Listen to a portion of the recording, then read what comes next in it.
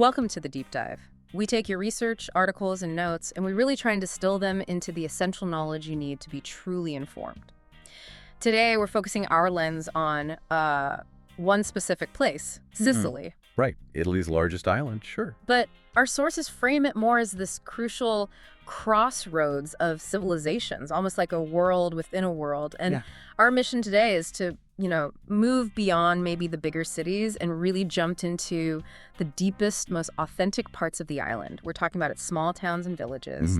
We're looking for those surprising insights that define the essence of Sicilian history. And it's a very unique, sort of intimate, slow-paced lifestyle. And that slow pace you mentioned, that's really a central theme here. It's fascinating how the sources position these smaller Sicilian towns. How so? Well, they aren't just, scenic backdrops. They're presented almost as an antidote to modern speed. They're highlighted as ideal for sustainable travel, places where you are actively encouraged, really, to slow down, savor the details.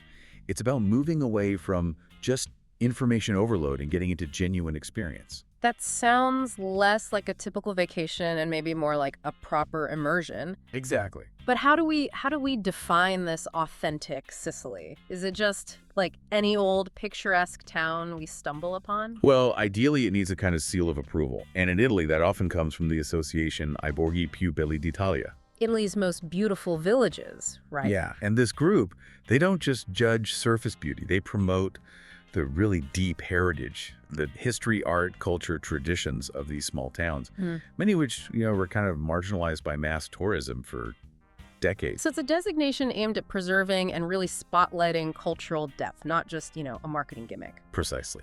And the list of Sicilian villages in the association, it's actually pretty extensive. Okay. Think about the contrast. You got coastal spots that are maybe easier to get to, like Cefalù, but the list also includes towns deep in the Madoni Mountains, places like Gioacchio Siculo and Petralia Soprana. Okay, more remote then. Definitely. Yeah. And then there are places known for more recent changes, like Sambuca di Sicilia, or really ancient sites like Sutera and Troina. Looking at that list, what really stands out is the geographical spread. It suggests this deep heritage isn't just in one easy-to-reach area. It seems like it's woven into the whole island. It absolutely is. And maybe the most important takeaway about the association is quality control. Ah, okay. They require that the standards for getting in things like architectural preservation, cultural vitality, environmental quality, they have to be maintained over time. So it's ongoing. It means these villages are constantly working to protect that authenticity. It's not a one-time thing. Gotcha. Okay, let's move towards the coast now. Focus on these places where ancient history is just literally built into the landscape. We probably have to start with Taormina, right? The iconic hilltop town. Oh, definitely. Taormina is a perfect study in, let's call it, active history. It's nestled so dramatically between the rocks and the Ionian Sea. And its Greek theater is just the ultimate symbol of continuity. Now, size-wise, it's second only to the theater in Syracuse. Okay. But the critical insight, the really amazing thing, is that it's still a premier, highly active venue today. That's the key, isn't it? It's not some dusty room and you just look at. Not at all. It's a living cultural space. I mean, imagine managing modern rock concerts, performances, inside a structure that's, over 2,000 years old? It takes immense cultural commitment. You're right. Yeah. It really shows the past isn't just displayed, it's used. And then once you leave that incredible theater space, the culture just spills onto Corso Umberto. Well, Main Street. Yeah, walk that street lined with historic palaces, little shops, and you absolutely have to stop for the almond granita. It's famous for a reason. Ah, the granita. That sensory bit, the crunch of the almond, the icy sweetness. It's just as much a part of Taormina's cultural tapestry as the ancient stones. Makes sense. Okay, heading west along that northern coast, we hit Cefalù. The source called it a jewel set on the northern coast. Good description. Here, it feels like history is protected not just by, human effort, but by the geography itself. I think that's right, because Cefalù is totally dominated by two huge features. Yeah. The cathedral and La Rocca. La Rocca. Yeah, that massive limestone cliff, that sort of stands guard over the town. Got it. And the cathedral itself is just this incredible Norman masterpiece. It's especially known for these imposing Byzantine mosaics inside. So Norman architecture, but with Byzantine art. Exactly. That fusion, Norman structure, Byzantine decoration that's pure Sicily, it tells the whole story. And I love that detail from the sources about the ancient laundries, supposedly hidden away in the narrow streets. Yeah. It kind of grounds the place, doesn't it? It reminds you that these grand historical sites weren't museums back then. They were lived-in, functional spaces. People did their washing there. It's that blend, the sacred and the everyday, side by side. And if we're talking about architectural layering, reusing spaces, well, we have to jump south to Ortigia. The island heart of Syracuse. Precisely. Ortigia is often called the essence of Syracuse, sure. But the really profound insight there is the radical reuse of sacred space across millennia. How do you mean radical? Well, the magnificent cathedral you see today, the Duomo, it stands directly on the foundations of an ancient Greek temple. Built right on top. Literally, dedicated to Athena. So you aren't just walking near history, you are walking through layers of history that were deliberately repurposed, built upon by Greeks, Romans, Byzantines, Arabs, Normans, then Baroque architects. Wow. That is the absolute definition of a cultural crossroads. And the mythology feels really present, too. You've got the Fountain of Arethusa nearby, tied up in all those legends of nymphs and gods. Still flowing. And then you pair that deep ancient history with the immediate culture, like tasting freshly caught fish right there, or grabbing an arancino. The ultimate Sicilian street food. It's just this incredible sensory overload of culture, history, food, myth, all in one tiny island. That seamless shift, from myth to meal, that's what really defines the Sicilian experience, I think. Okay, so the ancient Greeks, the Normans, they really defined that layering on the coast. Mm-hmm. But now we need to turn inland, right, to explore a different kind of architectural statement. You mentioned the Baroque heartland in the southeast. Yes, and this part of the story is driven by resilience, by disaster, actually. Right, the earthquake, Yeah. 1793, catastrophic. Devastated dozens of towns. But the sources make it clear. The Baroque reconstruction that followed wasn't just rebuilding. It was a socio-political statement. A statement. How? A statement of rebirth, of civic pride.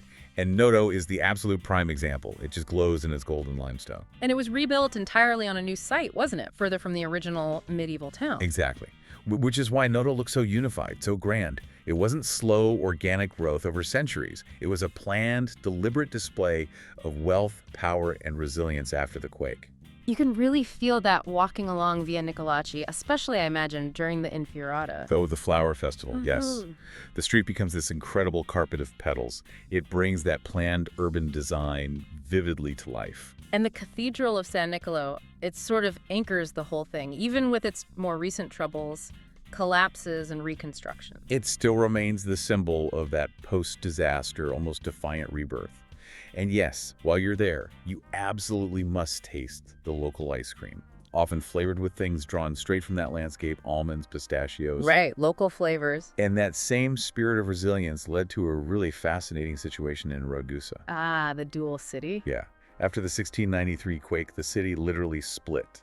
The wealthy nobles relocated, built a new, planned upper town Ragusa Superior. Okay. But many original residents stubbornly stayed put. They rebuilt the old town right on the original hill. That became Ragusa Ibla. So you have two Ragusas side by side. Essentially, yes.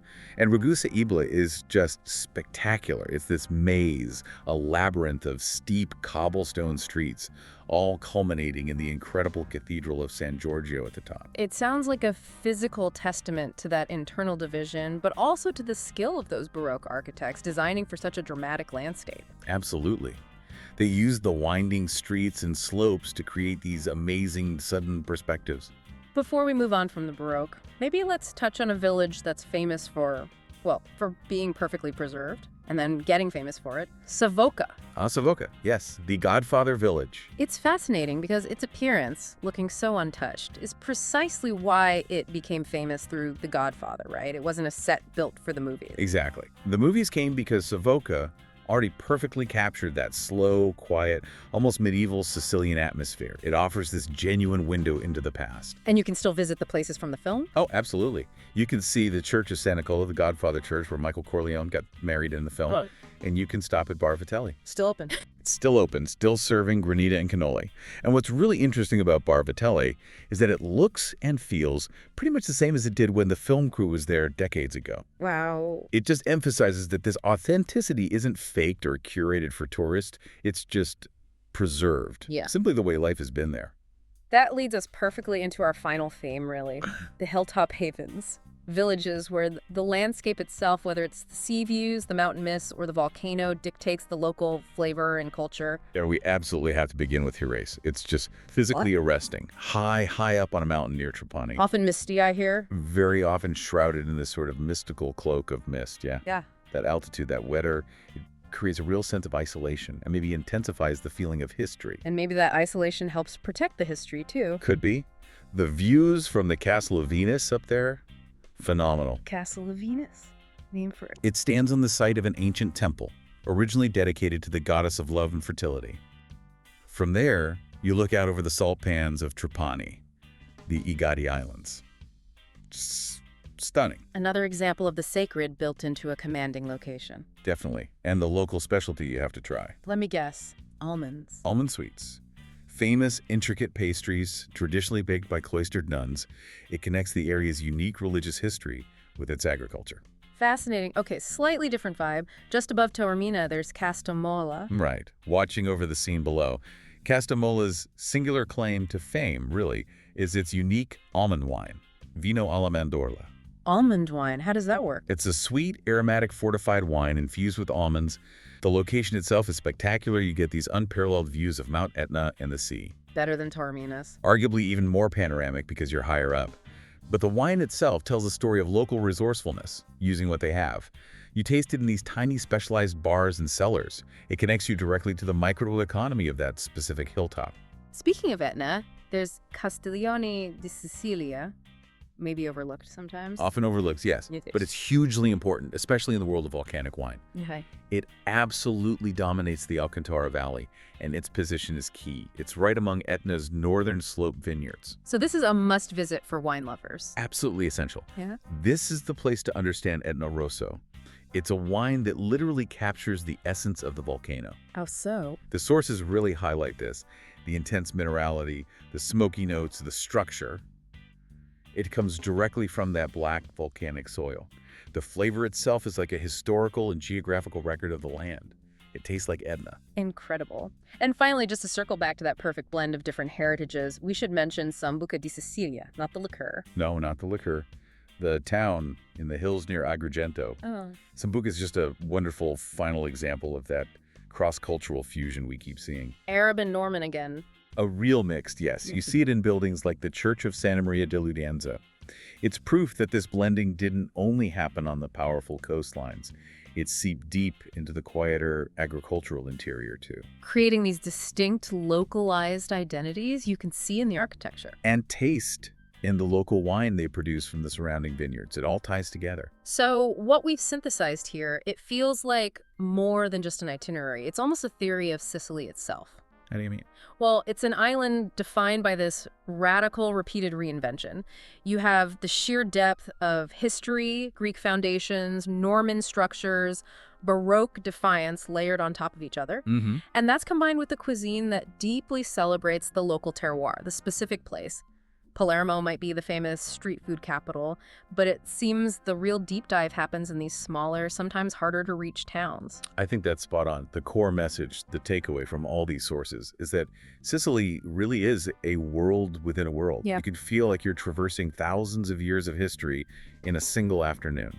But to truly find that cultural depth, that authenticity we started with, you probably have to embrace the slower pace of these smaller, often geographically challenging villages. So you need to be prepared to get off the main highway, maybe. Definitely. Renting a car, as our analysis points out, is often pretty necessary to really access these pockets of pure, undiluted Sicilian life. Okay, so thinking about this pattern, this deep-rooted resilience we've seen again and again, what does that really tell us about the Sicilian spirit itself? Well, that raises a really interesting question for you, the listener, to think about. When we consider how, say, the Syracuse Cathedral was built over an ancient Greek temple, absorbing the old structure into the new faith. Right, repurposing it. Or how the entire Val di Noto region was intentionally rebuilt in that spectacular Baroque style after the huge destruction of 1693. Making a statement. What we see is a culture that doesn't just give up. It doesn't just erase the past. It chooses again and again to redefine itself, often using the actual fragments of what came before. It's a culture of magnificent, defiant layering. That feels like the authentic spirit right there. Yeah, exactly. So the final thought for you is this. Considering that constant cycle of destruction and rebirth, that resilience. Yeah. Which one of these historical crossroads, these places where catastrophe became creation, would you want to investigate first?